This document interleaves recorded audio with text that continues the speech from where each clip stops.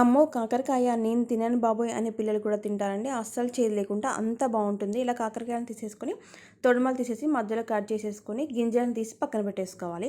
ఇప్పుడు స్టవ్ మీద కడాయి పెట్టేసుకొని, అందులో వాటర్ పోసేసుకున్నాను. ఉప్పు, పసుపు, కాకరకాయలను చింతపండు వేసేసి 10 నిమిషాలు ఉడకనివ్వాలి. ఇప్పుడు స్టవ్ మీద ప్యాన్ పెట్టేసుకొని, అందులో ధనియాలు, శనగపప్పు, మినపప్పు వేసి వేయించుకున్న తర్వాత మెంతులు, జీలకర్ర, నువ్వులు వేసేసుకొని వేయింపుకొని పక్కన పెట్టేసుకోవాలి. ఇప్పుడు స్టవ్ మీద మళ్ళీ అదే ప్యాన్ పెట్టేసుకొని ఆయిల్ వేసేసుకొని కట్ చేసి పెట్టుకున్న ఉల్లిపాయ ముక్కలు 7, 8 వెల్లుల్లి రెబ్బలు వేసేసుకొని ఉల్లిపాయలు వేగనివ్వాలి. పక్కన పెట్టేసుకొని కాకరకాయలు ఉడికాయని ఇందులో వాటర్ అంతా పిండేసి కాకరకాయలను పక్కన పెట్టేసుకోవాలి.